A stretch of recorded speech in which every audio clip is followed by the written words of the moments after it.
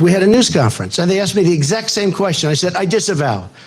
Now, right after the program that we're talking about, and I thought it was clear, but, we're talking about groups. I do have to know the name of the group, because who knows? I mean, they have to give me the name of the group. But right after, when I reviewed it, I put out a tweet and I put out on Facebook that I totally disavow. Now, everybody knew I did that, but the press refused to look at that. It was right after. And I disavowed then. I disavowed today on ABC with George Stephanopoulos. I disavowed again. I mean, how many times are you supposed to disavow? But I disavow, and hopefully it's the final time I have to do it. But if you look at Facebook and if you look at Twitter, right after the show, I put out a statement because I want everybody to be sure.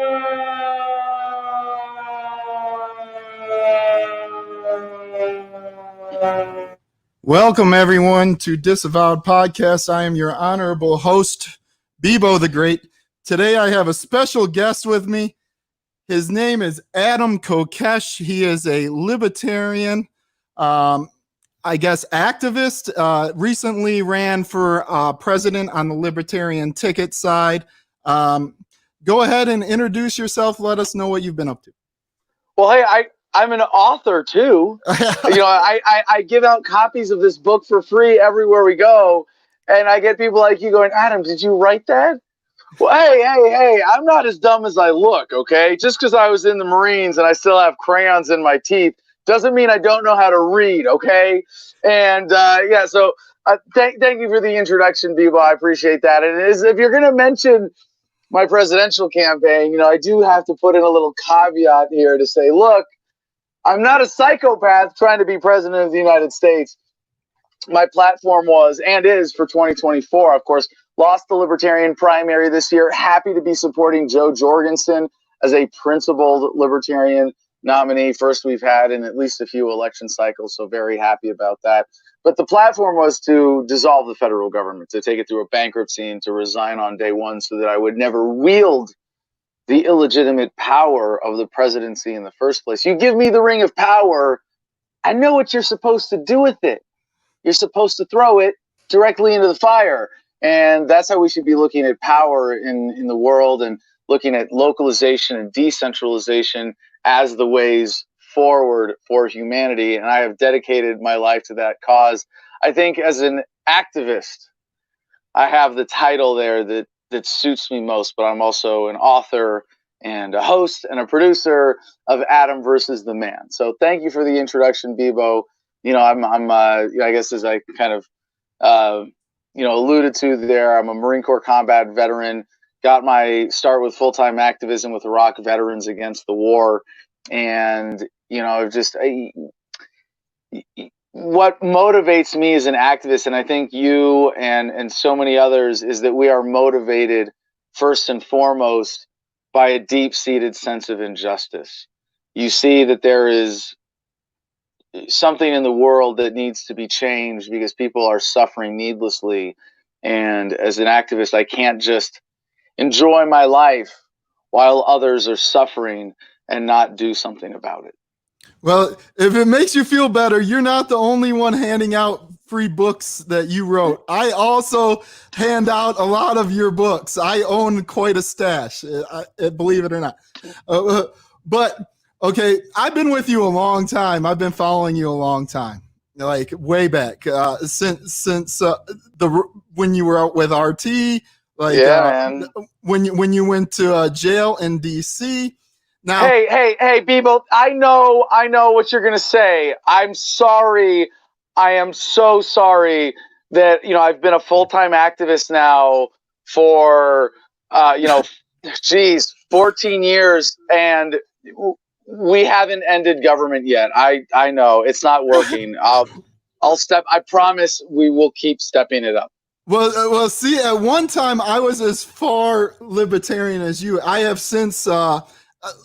I know this might drive you crazy. I would say I'm a mesh of you and Cantwell now. I am between you and Chris Cantwell, right? And it might be your fault because you had him fill in on your show when you went to jail. Right. Well, hey man, let's get into that. That's a really juicy topic right there, because Cantwell in some ways is still an ANCAP in his ideals, or a voluntarist, but he's got this whole other streak of ethnostatism and twisting of that. And we have a lot of the same background awareness and understanding of what government is. And I think the critical difference is that he went to the dark side. He went to the hate and was motivated. And he's totally open about this. I'm not like revealed like, haha, you're a hater and you're trying to hide it. Like, no, he's like, yeah, I hate this. I hate this. You're allowing yourself to be motivated by hate. And it's like, well, why not stay in the love? I completely understand that. I'm with you more on that side. But see, also, I realize that the ethno states and the Nat Sox in this country are also being persecuted too. Of course. I don't think we are doing ourselves any favor by firing so-called racists from their jobs. I don't think they're going to wake up tomorrow after they lose their jobs, lose their livelihood, and say, you know what? I've seen the error in my ways. Right. Yeah. I covered that today on Adam versus the Man. With Greg, what's his name, Glasson from a CrossFit because he wrote Floyd, it's Floyd 19. It was one tweet, it's Floyd 19, and you're like, people. There's a kind of out of control cancel culture. I think that's kind of obvious at this point, but this is where I love turning it around on the alt-righters who are like, cancel culture is out of control. It's this liberal PC thing. And it's like, yeah, so let's be more tolerant. And it's like, yes, be tolerant. Exactly. And I don't mean it in a politically correct way. I mean, literally be tolerant. Like you just said, if you fire someone because they had a hint of racism, or they had this, and I, this is where like I learned from even Cantwell's exposure to things about like race realism. And just, I mean, the term, I don't ever, you're a racist, that's racist. I mean, there's a lot of bullshit manipulation around that.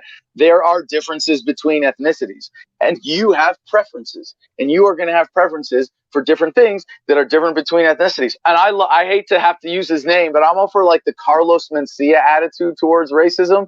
Like, yeah, we're different. Races are different. They're funny. There are good things and bad things about all of them. Let's laugh about it and do it in a funny, loving, inclusive way. And when you get to that point, then here's the bridge to the ethno-statists to say, that's disgusting.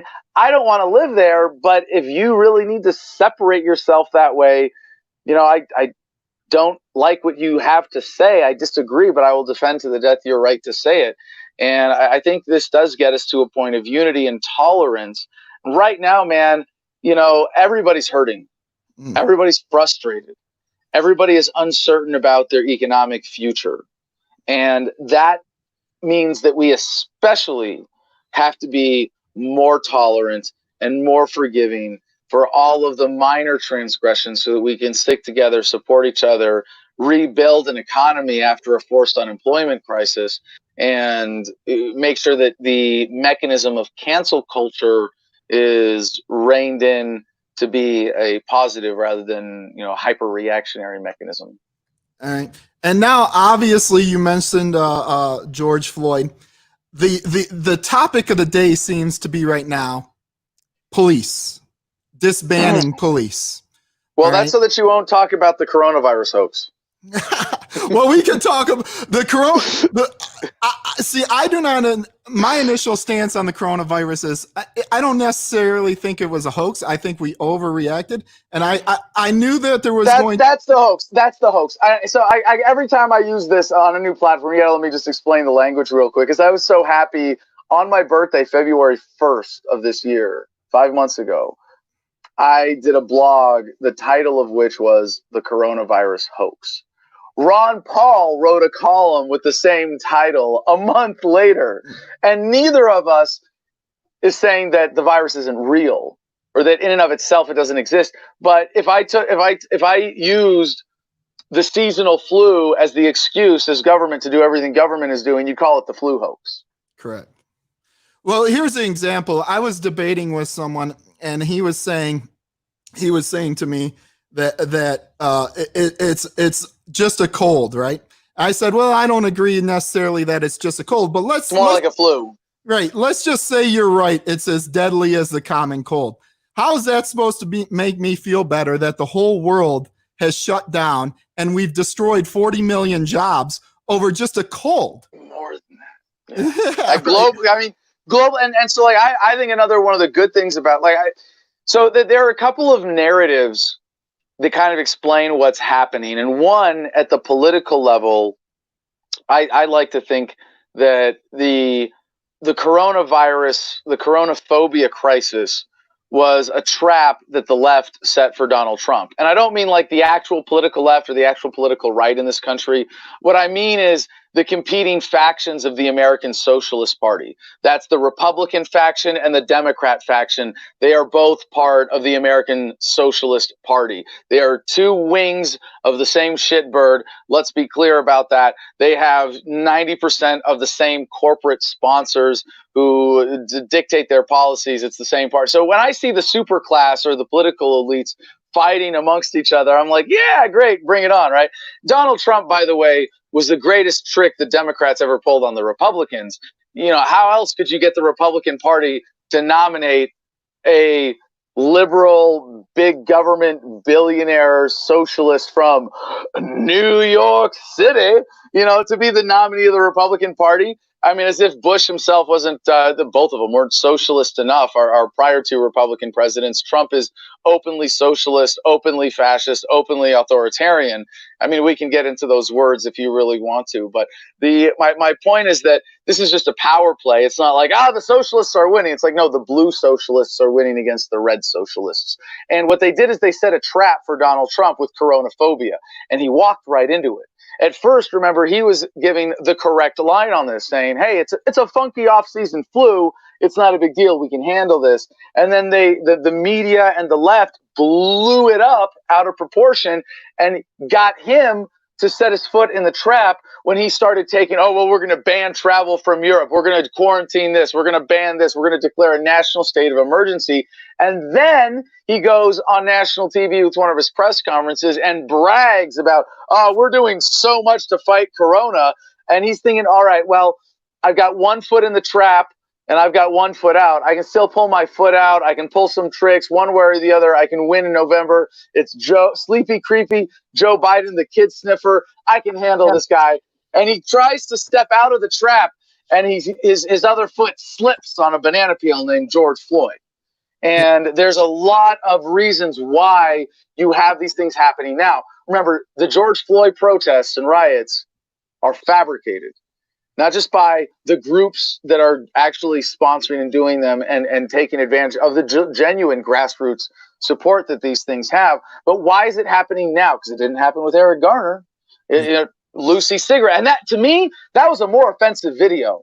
When Officer Pantaleone is around his neck and on top of him from behind, actually put him in a chokehold, like face to face, and he's saying, I can't breathe. Tough shit, I'm choking you to death. Like, that's worse than, hey, I'm restraining you. You've been resisting. I've got my knee on your neck. Oh, I took too long and you're dead. Like, that's still, it's still manslaughter at least. I mean, murder, whatever you want to classify it as legally, it's an unjustified killing, no questions asked.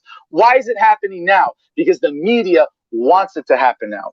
The bigger narrative is that there's a feeding frenzy of fear around coronaphobia. It is not a singular conspiracy globally planned to increase government power using coronavirus as the excuse. It is a feeding frenzy of many multiple conspiracies working together at the same time. And in a sense, you could say, maybe they went too far. Now, the real profiteers of this are still going to be able to get away with their money and their private islands and their sex slaves and whatever. But if you think of the system as a whole, personified, it went too far. And it tried to cover it up. The media, the establishment, in order to cover up the coming hit on their credibility that was everybody realizing that the coronavirus crisis was a hoax. Distract them with George Floyd. distract them with police issues. Because if we weren't talking about this right now, we would be talking about how government is untrustworthy, how government makes every crisis worse, how the best response to the coronaphobia crisis was local, not federal or state, and that we didn't need the restrictions and the extra harm caused by the coercive shutdowns. The cure was worse than the disease. If we weren't asking right now about racism and police brutality, the one question on everybody's mind around the world would be, was the coronavirus cure, as in government intervention, worse than the disease? And as the numbers come in, every time you go, yep, it was worse. Yep, it was worse. Yep, it was worse. And it's going to keep getting worse because the economic repercussions are still being felt. You know, $9 trillion of liquidity added to the market, that comes out of your pocket. That's everybody who's using the dollar is getting ripped off when they do that. So there are a lot of bigger narratives here. And Bibo, if you want to challenge me on any of those or examine or develop, I know at different levels there are different stories, different dynamics where you can get an explanation of what's happening. But at the political level and at the global power level and at the level of the people fighting back and realizing that government is a racket, I think those are the most important ways of explaining where we are as America and a global human family right now. Right. I completely agree. I agree with most of that, I'll say.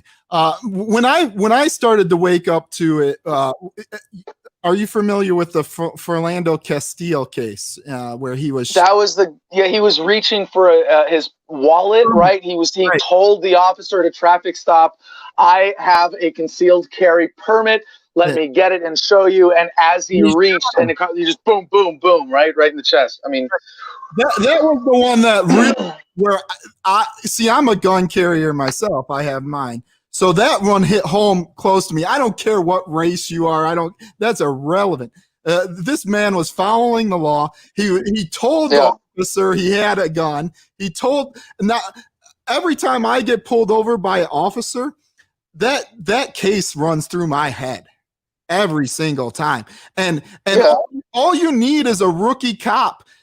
I'm nervous even telling an officer that I am armed because I don't know how this young man's going to react. You know, we're a little older now. We're not rookies. You get what I'm saying? You know how and especially a young 20-year-old that has never faced any type of real altercations, right? You're just going to be nervous.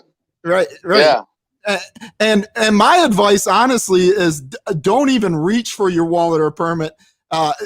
If you want, step out the car for the guy, you know, because I don't know what to do. Well, you got to be careful with that. But your point is well taken, and I would rephrase it slightly differently when it comes to like the security and physical interaction with police.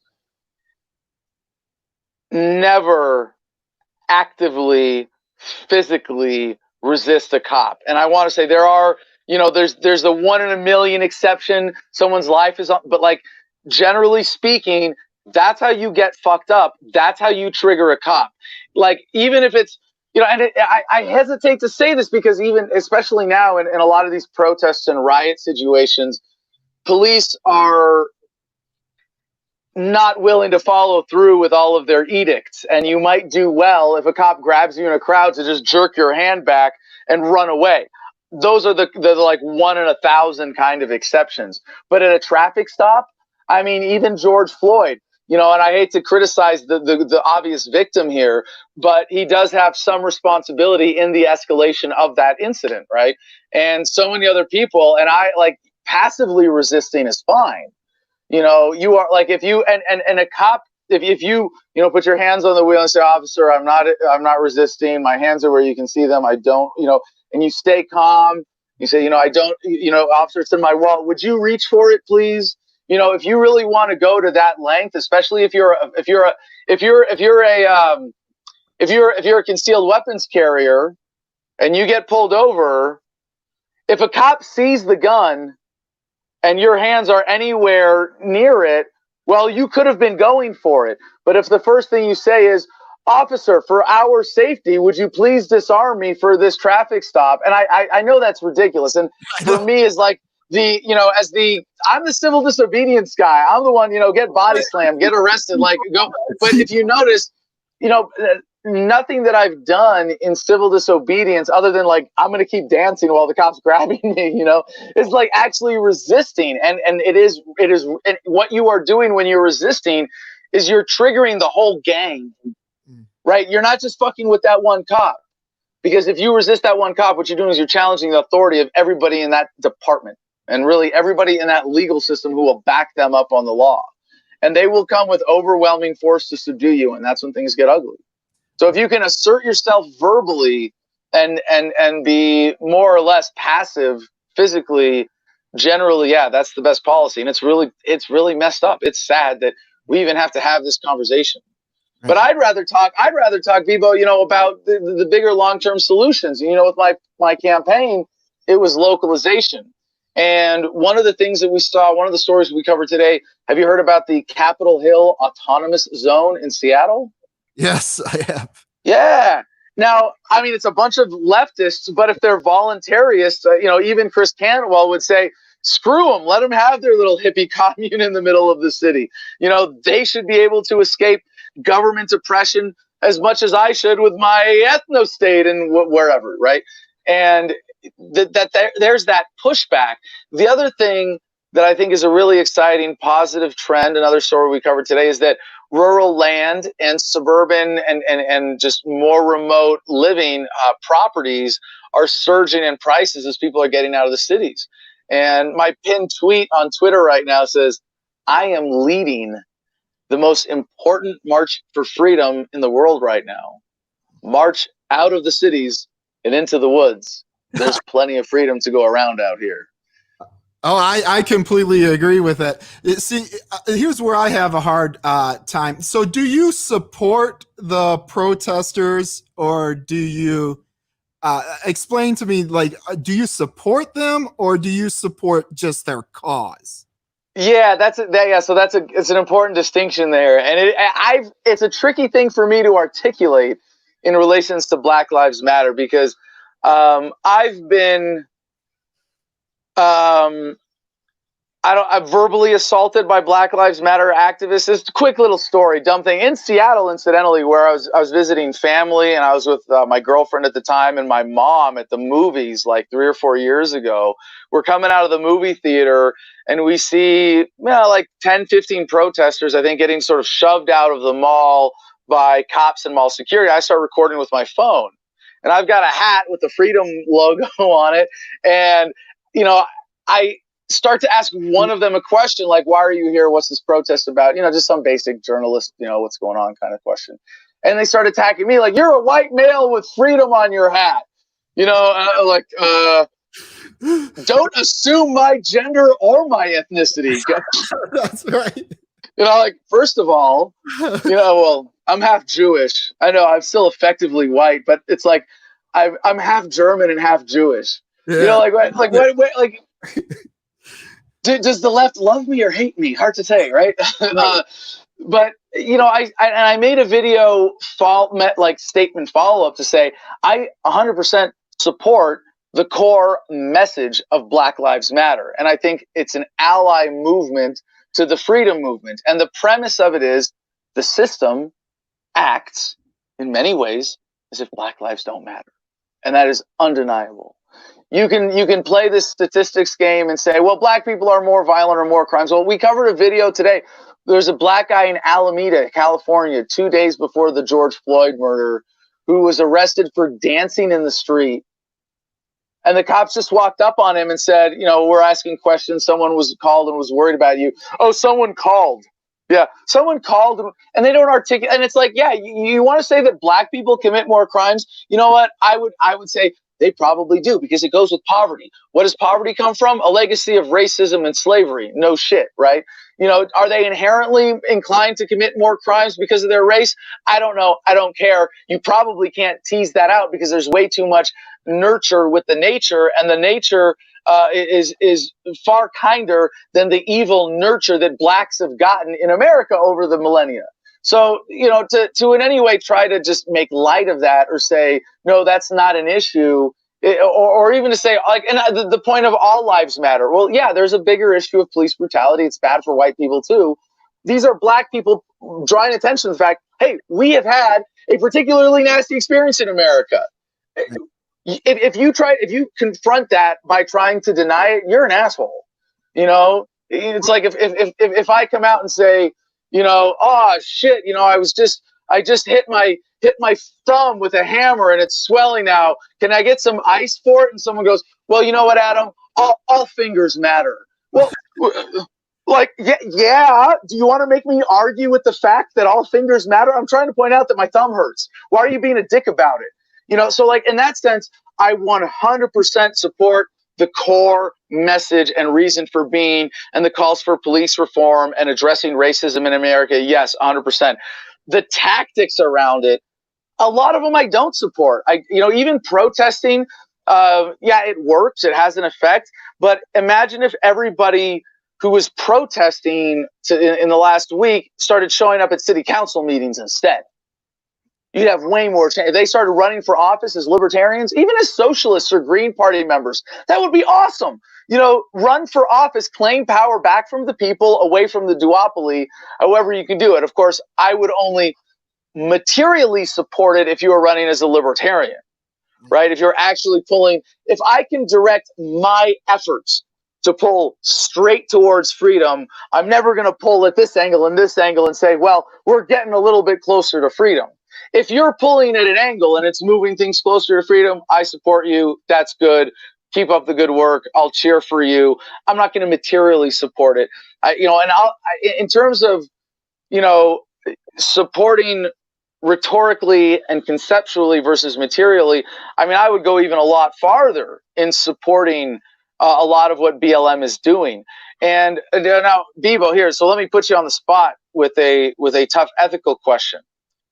If you're a young black man in America and you live in a city where the police terrorize young black men, right? Because that's reality. There are some cities where the way that police have stop and frisk, New York even, right? You live in a city where cops can stop you for no reason and kill you if they feel like it. And that's the reality you live with in your city. And then, because of a virus with a lower fatality rate than testifying against Hillary Clinton, the government that hired those police terrorists is now saying, you can't work at your job as a bartender or a server anymore. You're just shit out of luck, no matter how good you are at your job, no matter how hard you work, no matter how obedient a wage slave you are, no matter how well you play the game. If you're a server or a bartender, sorry, no job. Yeah. Maybe we'll send you a $1,200 check in a few weeks. Good luck. And you still live in that city. And then you look around, and people who are getting government paychecks are still getting their government paychecks. And businesses that are allowed to stay open like Target are making tons of money. Walmart, chain grocery stores, they're fine. You're screwed. And these businesses are taking their money that they make through the till, and they give a portion of it called taxes to the government that hires the people who are killing the ones that look like you because they look like you. And you're having trouble providing for your family. Is it okay for you to break into that Target and say, you know what, I'm taking back what's been taken from me?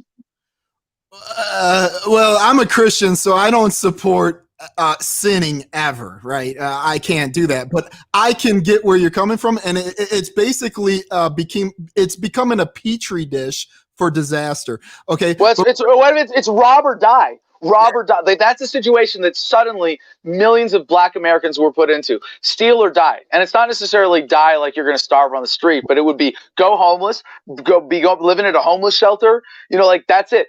It's steal or you can't provide for your family. And the reason you're in that situation is because of the people you're going to go steal from. Yeah, go steal from them. I don't support it because I don't think it's the best tactic. I don't think it's sustainable. If you're really that desperate, yeah, do what you got to do. In that sense, I'd support you. But and I would defend you and say that it's entirely justified. I would never say, oh, yeah, we need to do something about these looters when cops are murdering them and the government is stealing from them. And they're it's a symptom.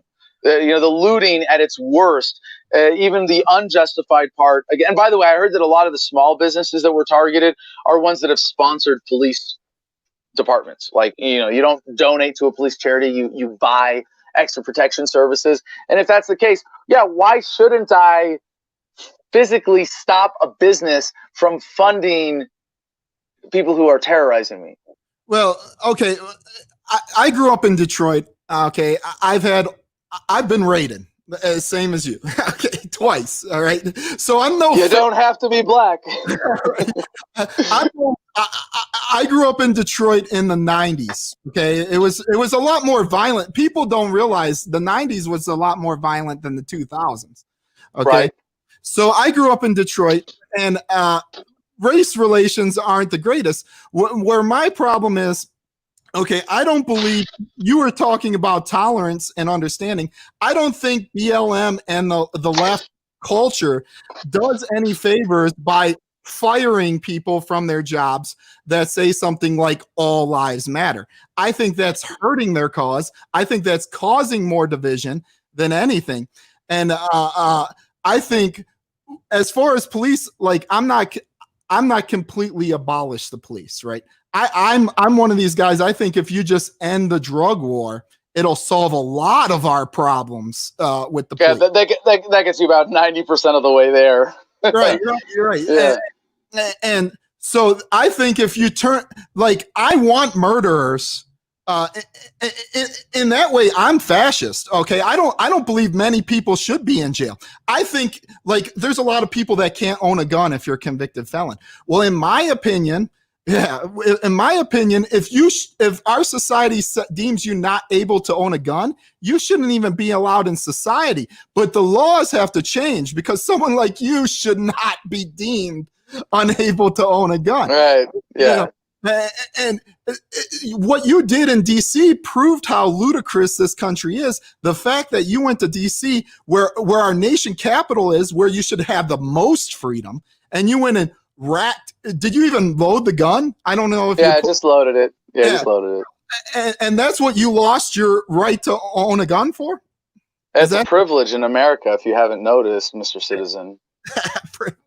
I thought Mr. Anderson, your ability to own a firearm is a privilege afforded to you by the Matrix. It is not a fundamental right in the United Soviet Socialist States of America.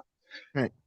But see, part of the problem, I believe, is no one cares about anyone else's rights. BLM, where was BLM when the Bureau of Land Management and remember the guys out in the Bundys? The Bundys. Yeah. BLM should have been there helping fight BLM. Well, no, that's not, no, okay. No, Bibo, I'm not going to let you get away with that. That's intellectually wrong, and I'll tell you why. It's to say, well, you have to be perfectly consistent. No, it is unrealistic to expect even me as an activist who thinks, that I have a pretty good global view of events, that I'm going to be able to perfectly direct my attention to every single cause equally. So if you're a Black Lives Matter activist, it's because that's the thing that satisfies you the most. And that's where, like, as an ally movement, I would encourage people, if you're motivated by the issues raised by Black Lives Matter, I support you getting involved. I encourage you to get involved for the right reasons. And I wouldn't say, well, don't do it if you can't help the Bundy, if you can't go back in time 3 years and help the Bundys too in their court cases. Like, no, you can't do everything. BLM is and remember, I'm just going to do like one language sidebar thing here. The Dalai Lama was once asked, what's the first thing you would do if you were president? He said, I would start calling things by their proper names. Taxation is theft. War is murder. Politicians are criminals and government is a racket. He didn't say that last part. Of course, I added that in. But when you talk about, BLM, it's kind of like anonymous on the internet. Anonymous is not, I hate hearing people say anonymous is a hacker collective. No, it's not. You can't say this person is anonymous and this isn't, and there's a group. And like, no, it's not. Anonymous is not something that is, it's something that you do. And the language around it, we use kind of inaccurately to make it sound like something that is. And that's fine, because you can say, look, there is a Black Lives Matter movement. There is an anonymous activism movement on the internet. But, if I go to a Black Lives Matter rally and I do one march and protest and shake my fists and wave a sign, am I part of the movement because I did it this one time? Is Mitt Romney, who went on a march with BLM in DC, is he now a BLMer? Like, no, it's just something he did that day to be a part of that movement and show solidarity with that message. So no, I no, Bebo, that's absolutely wrong. And I know there's this temptation to say, why can't you be more consistent? Why are you important? And yeah, like, but you just encourage everybody who's doing good work where they see the opportunity. And let's have that diversity of positive activism in the world. I'm not even saying consistent. I'm saying it's to the actual other side. Most of the people on the left will call people like the Bundys domestic terrorists. Okay. Then the people on the right will call BLM domestic terrorists. Why can't we come to some type of center where necessarily we don't support each other's organizations, but we can come to an understanding of what the problem is?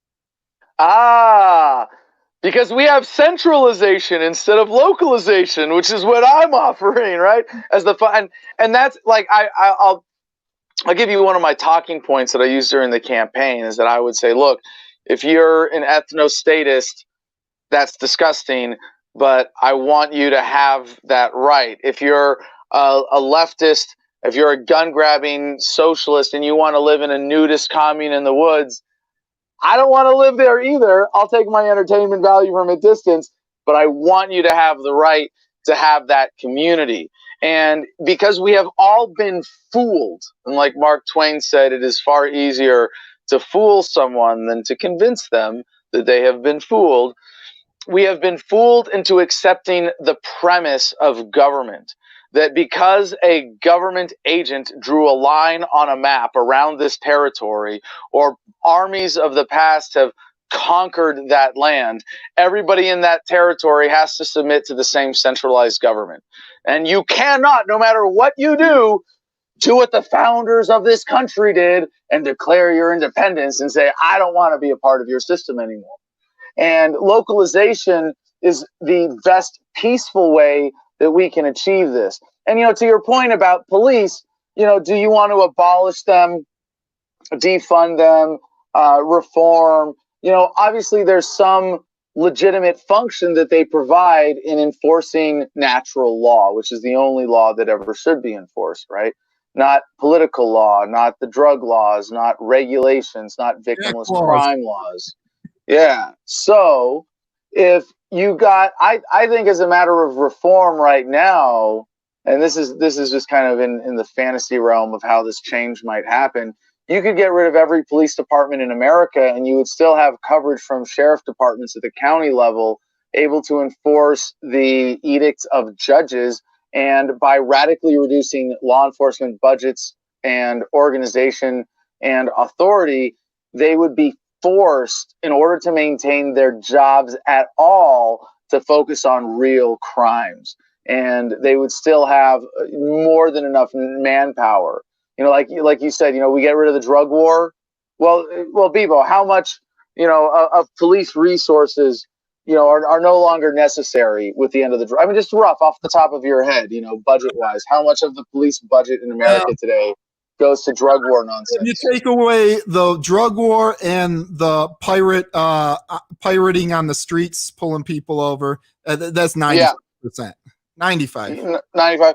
So you could have, would the budgets of, county sheriffs be, they're way more than 5% already of if you add up, the city and county law enforcement together, you'd have more than enough. And what they would be forced to do is, like I said, if you give cops twice the resources to do their actual job of enforcing the natural law and protecting people, then what are they going to do with the other half of that money? They're either going to steal it or use it to steal more money if you give them the authority and the opportunity to do so.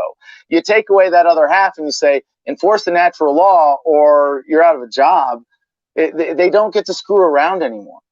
And that's what I want to take away from them. But the ultimate goal, and it's funny because I'm talking about getting rid of, the more local unit as opposed to the county unit. But the ultimate goal with localization is to make the police serve the communities where they're operating directly without any foreign intervention from a state government or the federal government setting laws and terms for those, those public safety officers in that community. And if the police serve the people, they wouldn't work for politicians. but see, also we've got issues. I think subsidizing is a major problem in this country. Like we have the police come do all the political rallies, all the sporting events, and a lot of that is not even fully paid for. Like I've read where Trump's rally, he hasn't paid like $2 million to cities for his security at his rallies. And it's the same thing in economics. We're messing up the whole country. And they see, my whole thing, I thought the whole coronavirus thing was a conspiracy, basically to, if you notice, like the pharmaceutical industry is all moved to China, right? And yeah. Okay. Yeah, like I said, it's a lot of different conspiracies working together, right? Oh, yeah. I mean, and see, you call them left, right, socialists. I basically call them globalists. And what I would like to see, like, well, some of them aren't. But no, hold on. I don't disagree. I'm sorry to interrupt on this, Bebo. I actually want to stop and consider this point for my own benefit here. Because I don't use the term globalist, but I know what you mean, and I don't say that it's inaccurate, but in a sense, you know, I'm a globalist in terms of I want the globe free of government, you know, of coercive government as we know it today, at least. You know, I want the world transition to, I want a global sense of this. And I also want certain functions to be able to happen at a global. I want every company essentially to be a global company, unrestricted by national borders. You know, and when you say globalist, you're talking about the people who are globalist authoritarian. I think you kind of need that modifier in there. And I know in your context, when you say globalist, you mean something specific. I don't use the term because I don't think it's an effective term, because like I'm a, you know, voluntarist globalist. You know, there are some people who are like tribalist globalists. Most of the world just generally supports the current status quo. It would be some kind of tribalist globalist where they like the tribes of separate nations and the global community of nations with the UN. Right. But you're talking about people who want like singular global government or global tyranny. So does that make sense? That's like, I wouldn't use that word. Well, not okay. See, I'm not as far as you, like, even as a police force, where I would say is where we divert some of the money rather than spend. I would like to see like a reserve, more reserve police officers, because yeah, right. Okay, so but in your every armed citizen is a reserve police officer in a free society, right? But even in your worldview, there is some type of police force, right? Is that what you're basically saying, right? Well, let me take this opportunity then, as you presented, Bebo, to show just how amazing a libertarian world could be. That is, if we just transition away from the bulk of coercive statism that we experience in the world today. So first of all, if you look at the amount of violence in the world today, about 90% of it is done in the name of government. So right away, you get rid of government, you get rid of 90% of the crime in the world. The violence done against innocent people, victims of war, people who just happen to be wearing the uniform of the wrong color or the wrong skin color, or doing a drug that the government doesn't like, or part of an organization moving a drug that the government doesn't like, or the victim of some other government manipulation that leads to hunger, starvation, exodus, immigration, all of these causes of human suffering. And to what extent does government reduce non-government violence? Really not significantly, right? It happens, crimes of violence, of passion. You know, when seconds count, the police are just minutes away. So obviously in that category of crime, government does just about zero to reduce it. So if you got rid of government, you get rid of 90% of the violence in the world today. You look at the other 10%, 90+% of that is caused indirectly by government with the war on drugs and the war on poverty, the creation of black markets and desperation. So really, you get rid of government, you get rid of 90% of the violence immediately, and you get rid of 90% of the remainder pretty quickly, like within a few years. So now we're down to like hold on, let me finish the whole numerical analysis. So now you're down to like 1% of the violence in the world today. Because I want to answer your question as it relates to like in the world that I'm saying we could move to, what would law enforcement look like? Well, now you're down to, so you don't have government crimes. So you don't have all the victimless crime law enforcement. You don't have murder by military. You don't have the regulatory violations.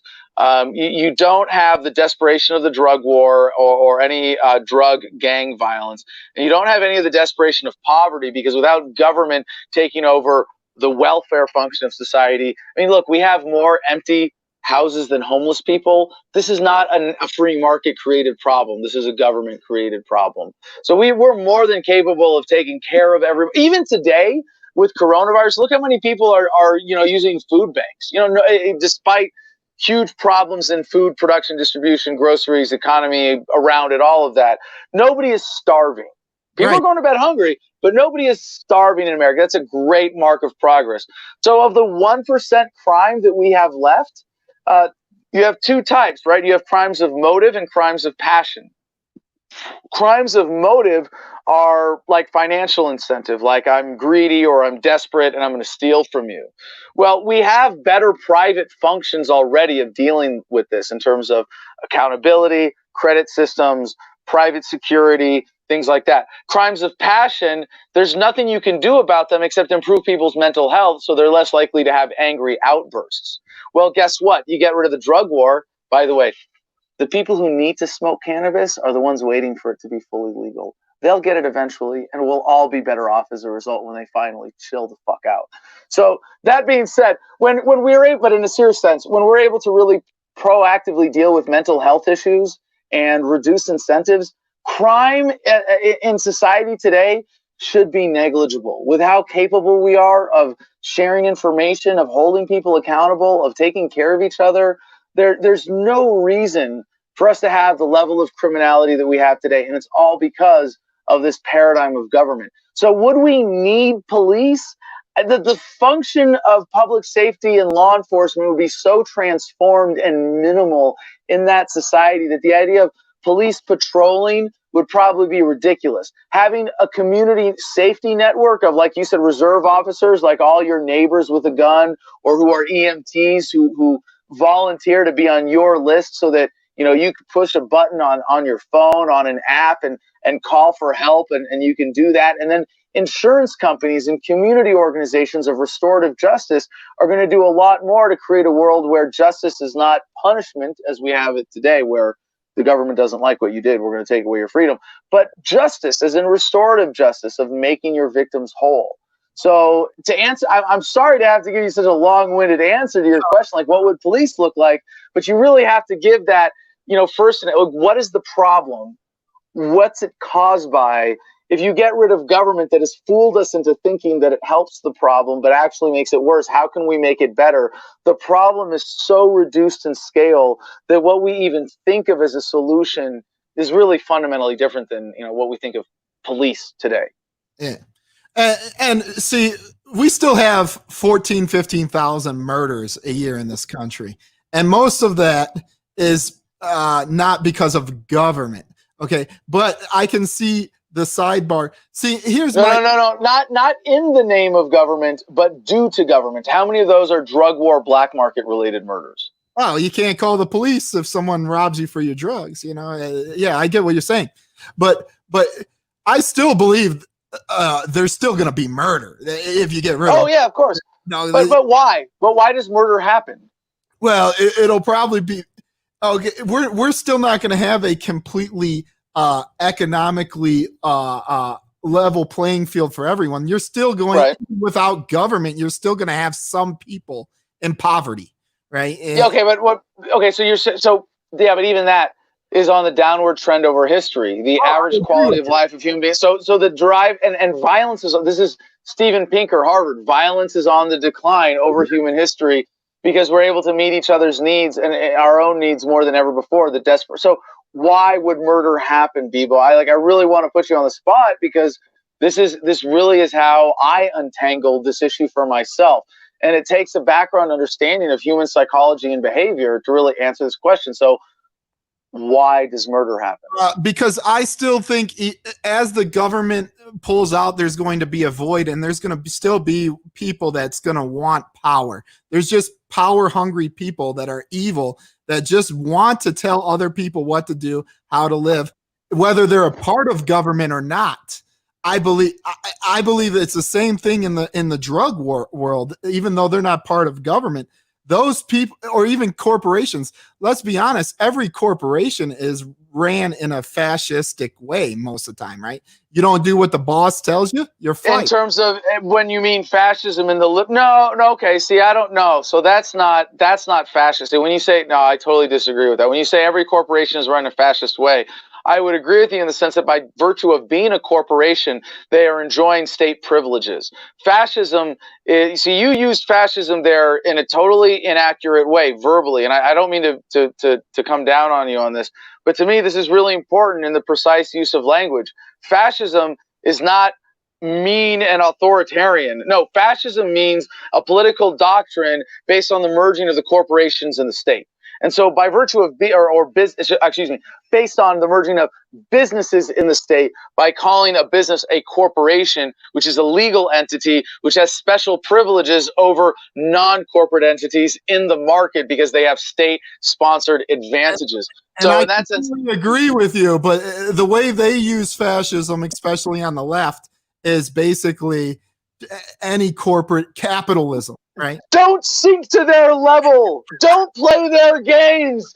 Be better, Bebo. Be better than that. Yeah, no. I'm being facetious, not fascistic, but I'm being facetious. But there's a serious point behind that, which is to say, like, when someone engages in a logical fallacy, do you want to be the person who is going to lower the conversation like Trump in order to manipulate it and hold back humanity for personal gain and destroy your own intellectual credibility? Or do you want to call the conversation to a higher level of integrity? That's what I would rather do.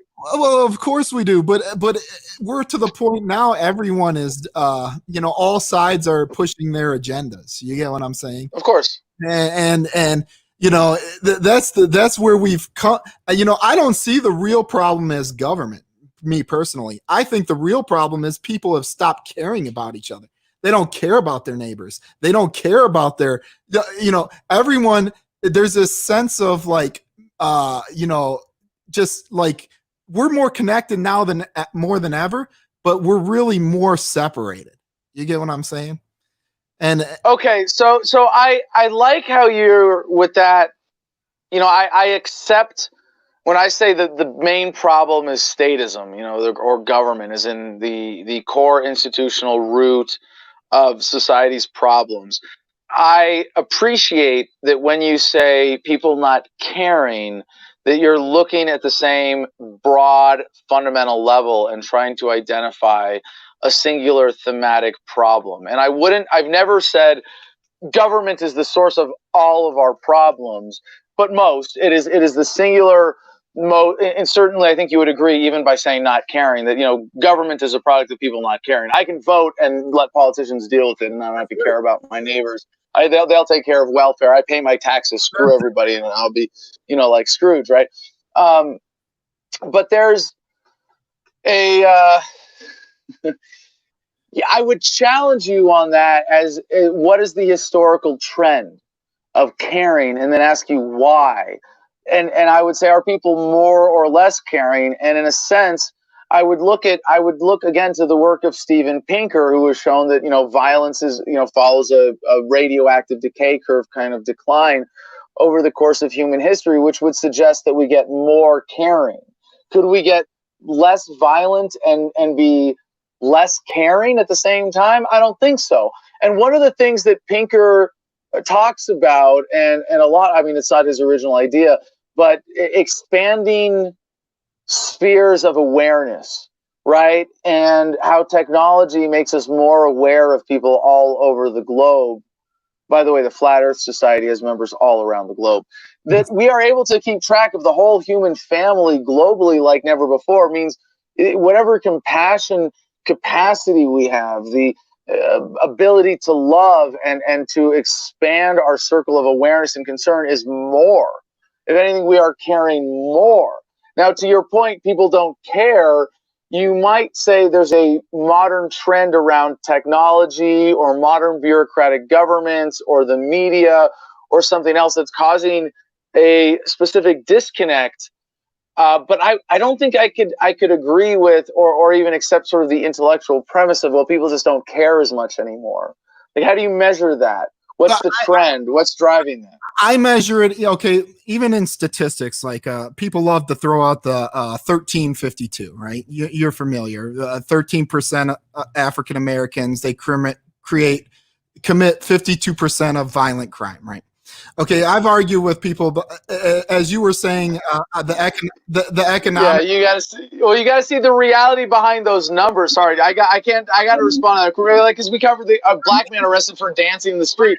Now he's got a violent arrest for resisting arrest. Let me make my point. Okay. Sorry, bigger point. Also, when I was debating someone the other day on this same issue, and I pointed out to him, I said, well, also there's a problem because statistically, 47% of all people that were found to be falsely convicted are black.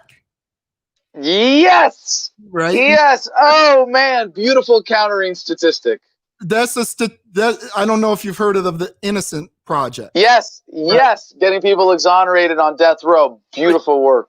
Okay. Now I threw that statistic back at this man, and you know what his response to me was? Well, they're committing more of the crime. I said, that's a false dichotomy, because just because they're committing more of the crime, why would that mean they're more falsely convicted? Like, maybe, it don't make sense. And that's to my point right there. When people are set in their beliefs, they don't care what statistic you throw. Yeah. Yeah. You get what I'm saying? Yeah, well, if I may throw in one more zoom out perspective statistic sort of thing here. You remember there was a leaked taping from the Nixon administration of, I think it was his chief of staff, that said they made cannabis illegal and ramped up the drug war in order to combat the Black Panther and anti-war movements. And just like, and I know this isn't racist, but cannabis, I've smoked a lot of pot with a lot of people. And I think, and I wish I had some science to back this up, but I think generally speaking, black people more than white people tend to have a positive response to cannabis. Right. And it might be, hey, you're an oppressed minority. You're going to be stressed out more than the average white dude. Maybe you're just going to have a more positive response, because when you're the terrorized minority in a country, the stress relief of smoking pot is really beneficial. Right. So it might not have anything to do with race at all. Right. It might just be circumstance based on race and the legacy of slavery. But my point, just to finish real quick, my point was what they basically did was criminalize being black. No loitering. Loitering, hanging out is what white people do. Loitering is what black people do. Alcohol is legal because white people drink. Cannabis is illegal because black people smoke. Well, no shit. Black people commit more crimes. Well, what's a real crime? You have to define that too. Right. Well, and see that's part of the problem, though. Like, I think we need to come. Like, I want to start an organization, a charity, eventually. They always talk about reparations for African Americans, right? Well, and that's debatable, but I want one for reparations for pot, for people that have been arrested, that have had their doors kicked in for pot. You get what I'm saying? And everybody who's been prosecuted for a victimless crime should be compensated because they're the victim. Right. Why should African Americans get reparations for something, and the pot people have felt the same oppression? It's not a race thing, but it's still, right? Yeah. I mean, no one. Well, so this is, well, obviously there's little concept of justice, because most people don't have a concept of property rights. The Lockean, you mix your labor with natural resources, you trade legitimately for something. What does it mean to own something? What does it mean to be responsible for something? To be responsible for damages that you cause to another human being. And this is where, again, localization, you think I'm still running for president. And by the way, I am running in 2024. If people want to get involved with the Libertarian Party right now. Send me an email, adam@thefreedomline.com, if you're interested. And I know Vibo is going to be, organized with all of this and put this stuff in the notes, but I'm going to put it on screen for you all just in case anyway here.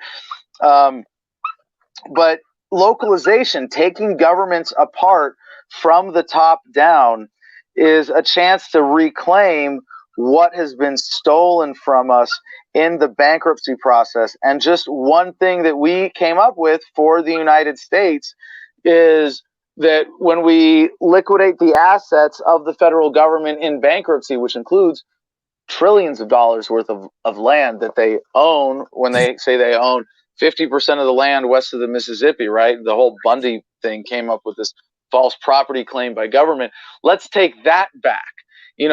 So we're going to issue every single American 1,000 tokens of Americoin, a new digital cryptocurrency, and it's the only thing we accept for the liquidating assets of the federal government. It's like your coupon for everything that's been stolen from you. And we just say, sorry, across the board. Like, where's the injustice coming from? This institution, we're liquidating it.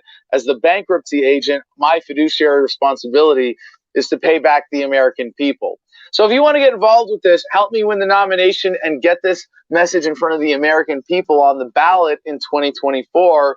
Send me an email, adam@thefreedomline.com.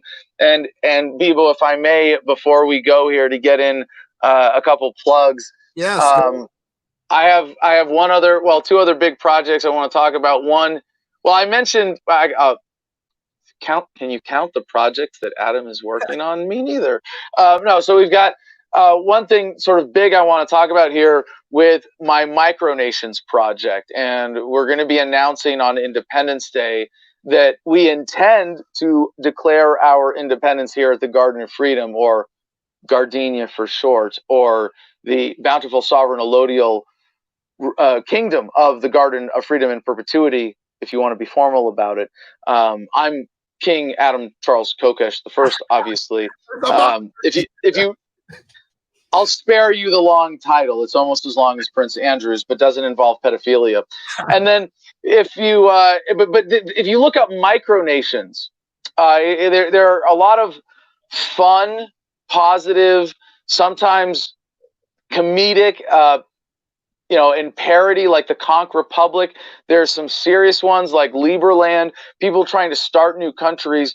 We're going to create the United Nations of Freedom. And in case you're wondering, we're just like the United Nations, except that we actually care about freedom. And in order to be a member state of the United Nations of Freedom, you have to be a government or a private property owner or a sovereign. Like with what I'm doing here at the Garden, is a monarchy a non-libertarian thing? Well, only if I'm the king claiming authority over stuff I don't own. This is a proprietarian monarchy. I own it, I declare it sovereign, and the system of government is I'm the king here because it's my land. So it's entirely ethical and legitimate that way. What we want to do with a broader project like the United Nations of Freedom is encourage people like the Capitol Hill Autonomous Zone, to encourage people like Liberland, like Molossia, where they don't pay property taxes, but they send foreign aid to the American government every year to keep them, to get them to leave them alone. And there's a lot of fun stuff we can do with that. And with what we're doing here at the Garden of Freedom is, a really cool embodiment of that. We've got 10 acres here in, you want a quick tour? I'll take the, when we're done, I'll give you a quick tour. If you can do it. Yeah, just real quick. I'll just take the phone around. Anyway, so there's that, the Garden of Freedom. If you want to get involved, email me, adam@thefreedomline.com. We're inviting people to come and visit and see what we're doing, to learn what we're doing, to be inspired to live, more by ethical values than just, and really it's homesteading and living consciously is just reconsidering your life from the ground up. Right. Where do you live? Do you live somewhere because you were born there and your parents decided to? Why stay there? Like, you can live anywhere on earth you want. Why live there? What kind of house are you going to live in? Why live in a stick frame house that requires a ton of money to maintain and heat and cool when you could have an off-grid thermal mass home? Why have a corporate job when you could work for yourself and be an entrepreneur? Why eat store-bought food when you could at least mostly grow your own? You know, why live in an apartment building when you could live in an intentional community based on your values, where you're surrounded by neighbors who you know and love? You know, so just reconsidering all these things from the ground up, intentional living, that's kind of my idea with homesteading and the Garden of Freedom. And, you know, what I want to encourage people and how I want to encourage people to live more conscientiously here with the Garden of Freedom. So check out our Instagram page at the Garden of Freedom. Really easy to find it. Also, the gardenofreedom.com website in development currently leads to our Facebook page, where we have more information about what's going on here. There, Instagram really is the best place for the gallery. You still got me, Bebo? My picture froze for a second there. Okay, good. Yeah, occasionally StreamYard freezes on my end, but it usually keeps going. Just want to make sure, since I'm walking around out here. So you can see the campaign bus that we live in, No Force One. And zooming out, you can see, when I say Arizona, people think, cacti and desert. And it's like, no, I live in the forest, in the mountains. It's a little brown here because this is like road stuff that we've cleared. But I'll show you in a second, see just how beautiful and green it is up here. And here in my shipping container, we have our shop. My screen's still frozen. I don't know what you guys are looking at now. But you can see, okay, great. So you can see we've got our stamp press and our chop saw and all the tools back here, solar power setup. And this is where we make these domes. So the other project is Big Igloo Geodesics. And yes, that is a deliberate nod to the Boogaloo and the Boog Boys movement.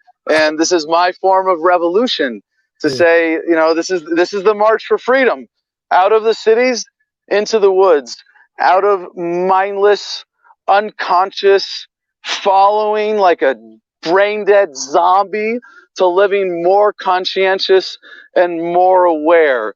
And, speaking of which, some of the people here on my property are unaware that I like to show off. Houses, or are them going to be houses or storage or?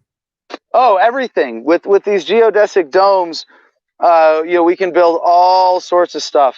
And the big one here is my dream 1-bedroom home. That's a 28-foot diameter dome. It's going to be 3 stories tall when it's done. I'm sorry, I gotta move something here. This is a little awkward. I need to show you all the one most important part of my property, or at least my favorite part here. I don't know. Let's see. Yeah. Can I? No, it's not going to do it for me. But anyway, you can see right here, this is my survivor tree that got knocked over and just decided to keep growing. There's a really cool story behind it and why we have another survivor tree there and there and there and there, and these amazing junipers that when they got knocked over just said, screw it, we're going to keep growing. It's kind of hard to have a bad day when you walk out your front door and you see a tree that was like already over 100 years old get knocked over and just go like, no, gonna keep growing. So up here we got, my survivor trees. So up here we've got the camp kitchen. You can see, just how beautiful and green it is across the Ash Fork Bowl here in northern Arizona.